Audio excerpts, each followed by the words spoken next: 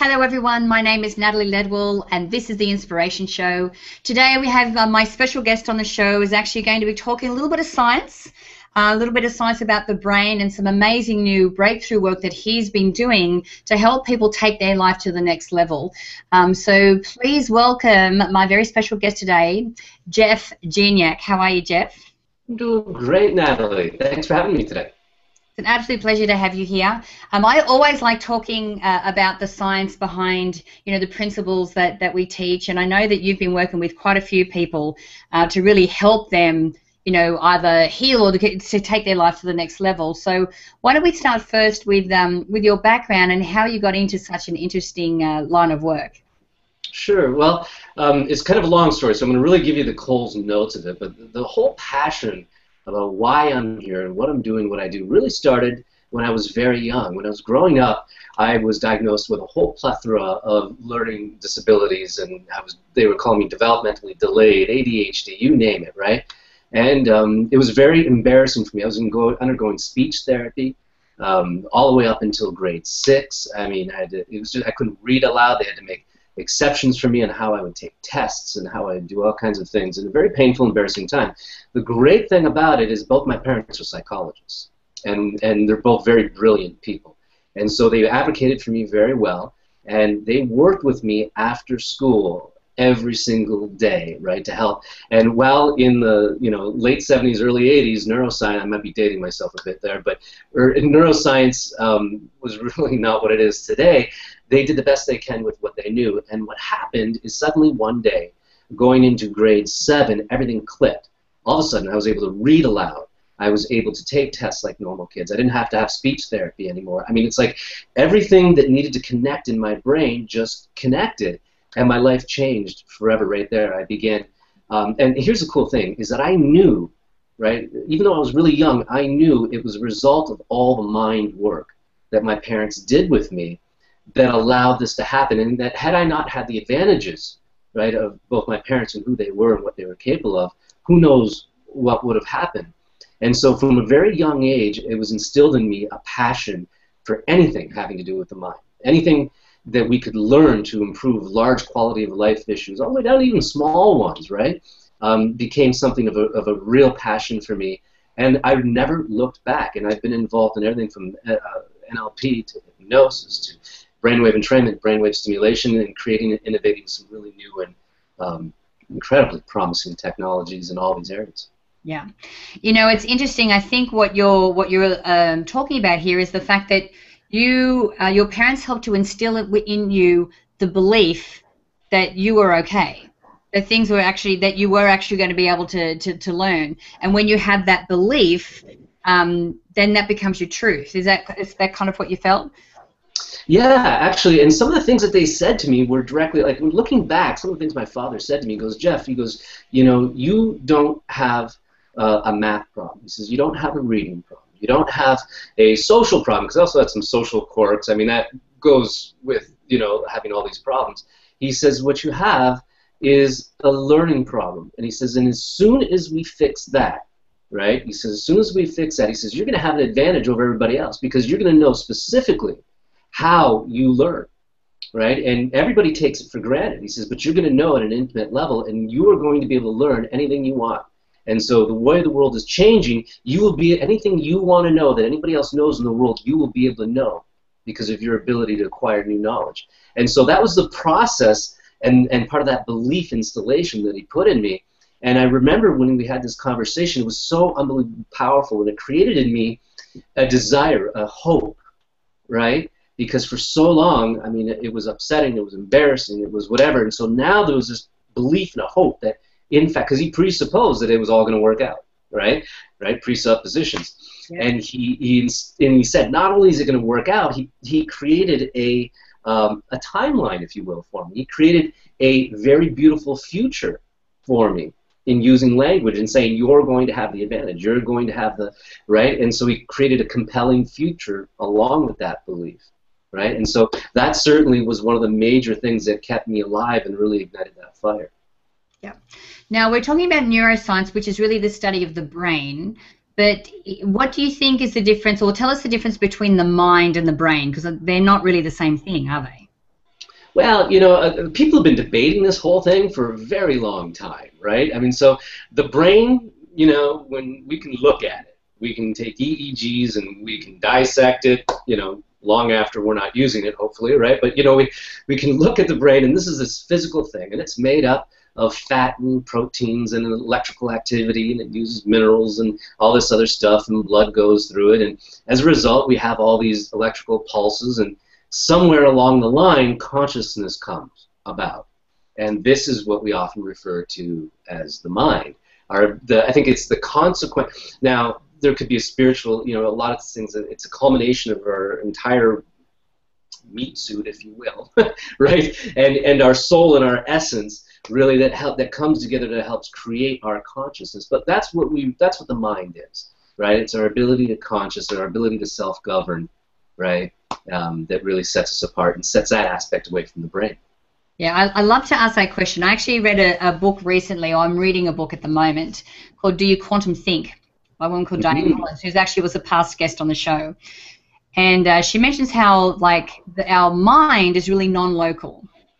So it's, and for me, I'm thinking, well, if our brain is non-local and it's connected to, you know, the ether or to the quantum field or whatever that is, the brain is the vehicle in which it is able to, you know, manifest or change our lives or operate, you know, through. So it's like the connection between us and, you know, and that higher source. I would absolutely agree with that. Yeah. Now, you've also, we were talking earlier about how you've been doing some incredible work with this whole audio and visual stimulation. You know, I was just saying before, we have, you know, a lot of our community has the Mind Movies Matrix product, which combines the visual of a mind movie, but with the auditory of subliminals or brain entrainment. So why do you think that combining the two of those things, and in your research, what have you come up with as to why that's so powerful? Well, there's a couple of reasons. And number one, the visual system projects into roughly 40% of the cortex in the brain. That's a pretty big chunk, right? So it's a really powerful modality in which to stimulate, right? And so using motion and things like this, we can also encourage cross-hemispheric communication across the optic pathway. This is really, really important because, and maybe I'll touch on that a little bit more after I talk about the auditory side of it. Our ears are the pure definition of a peripheral organ, right?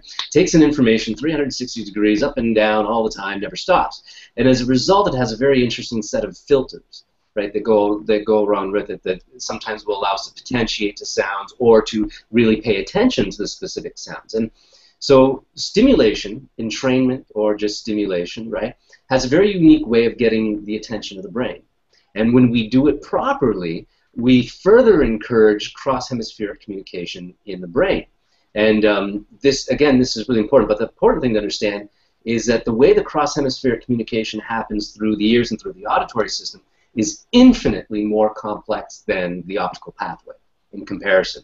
So one of the ways that works is, for instance, in order for our brain to determine, one of the things that our audio system, our ears are hardwired to pay attention to and do automatically is a whole whack of amazing math. Okay, and it relates to sounds. When we have sounds that approach our ears at different rates and speeds, so in other words, it's maybe moving in a 3D environment, okay, the brain is forced to do a massive amount of internal math. Okay, massive amount, because what it's doing automatically, and every mammal, this is built into every mammal, by the way, and is that the brain looks for point of origin, speed, location, distance, and then it wants to add meaning to what it is in relation to ourselves, okay? And so if you've ever done trigonometry, calculus, discrete mathematics, if you ever had the joy of doing all that, you know I'm talking about some heavy-duty math, okay? I mean, point of origin, speed, location, but our auditory system is able to do this really quickly, but one of the ways it does it is by bouncing that signal back and forth between the hemispheres. Right? So it gets a little bit of data here, a little bit of data there, a little bit of data there, right? Because of the way it's positioned in the 3D environment. Okay? So you're forcing the brain to do all this internal math. So we're getting this really big engagement. And the reason why, and you can do this through visuals too, right? And that's why it's important.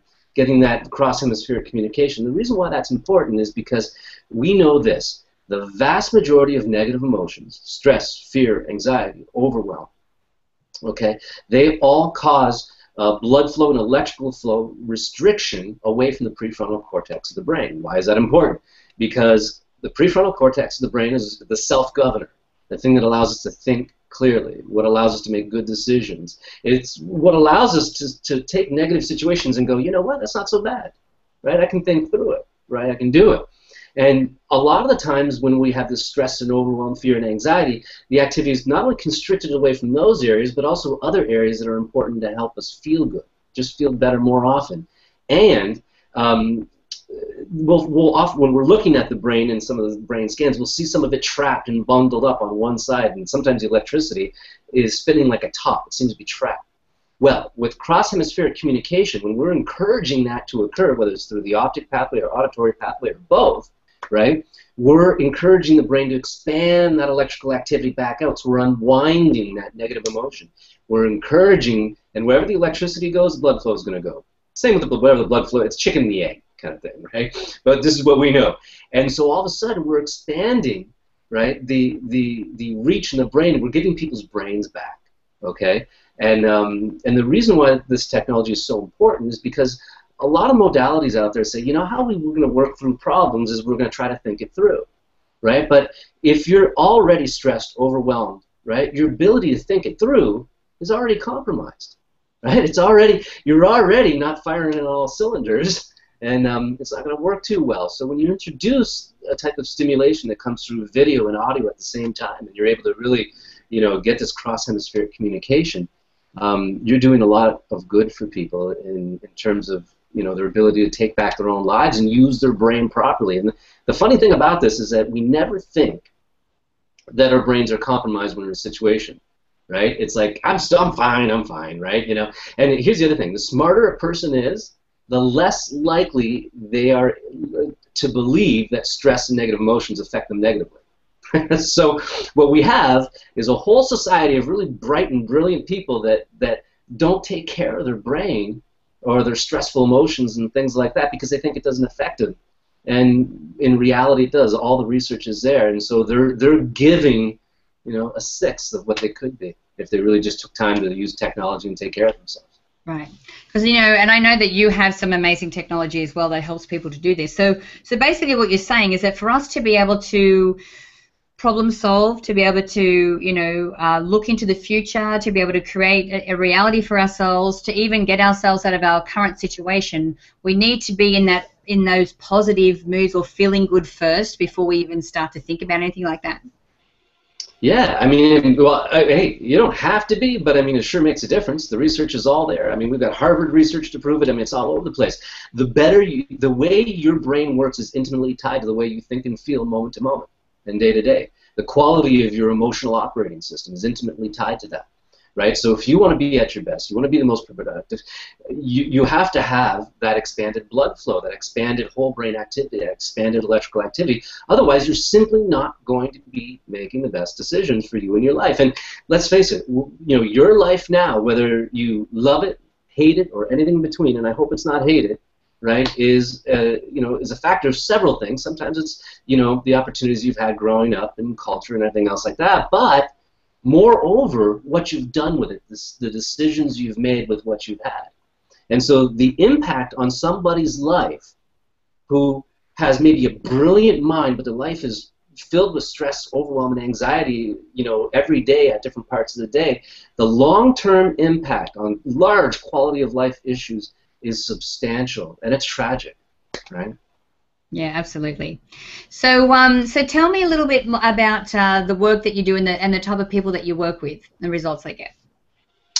Wow, it's all over the map. I mean, I've been hired by government-funded agencies. I've got technology in military that doctors are going, you know, post-traumatic stress is over. You really got to look at some of this stuff, and it's going to help you, right? I've been hired by major corporations to help their entire organizations develop technologies for other people, you know, so that they could go out and help their client bases. The testimonies, they get thousands a year, and they are all over the map. Everything from all of a sudden I'm making more money because I'm making better decisions, I'm doing I get telephone calls. I had a lady call me not too long ago. She goes, Jeff, your life response frequencies program literally saved my life. And I get these all the time. And the testimonies I have on my website, I mean, I only got a small fraction of them there because the vast majority I can't even publish because I get these letters, these things that are a mile long, and people that are pouring out these intimate details of all the shifts and changes they've had, and they're way too intimate to publish. But there's many, I mean, so many people have been living with constricted blood flow and electrical activity in their brain for so long. When you give it back to them, man, sometimes things just change like that. So everything from you saved my life to my business, I've made more money in 3 years than I did, or in 3 months than I did in the last 3 years. I got some video testimonies to that. I mean, you name it, it's out there. I've had people say, my relationships have been better, my health is better. I had a lady call me the other day. She goes, I think part of your technology fixed my eyesight a little bit. And I go, really? It hasn't mine, but whatever.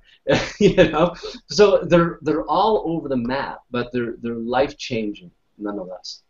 Yeah, I know. It's amazing when you have that ability to be able to step out of the negative vortex of the situation that you're in and see it from a completely different point of view, which is what you're saying, is that you have the ability to do that once you get the blood flow and get the brain back into a healthy state.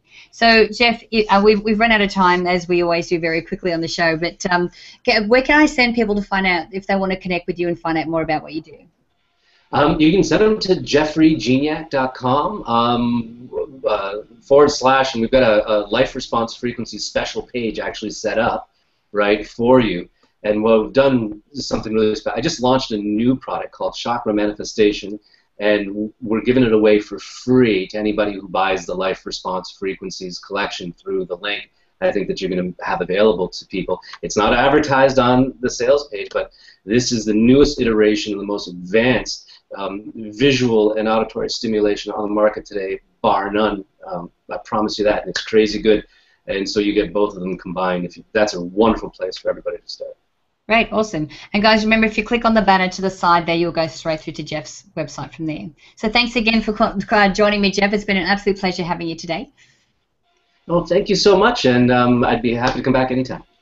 Excellent. Now, guys, I encourage you to share this video and the information in it. You can do that by clicking the Facebook and the Twitter share buttons on this page. Also, download the app if you haven't done so already so that you can watch the shows on the go.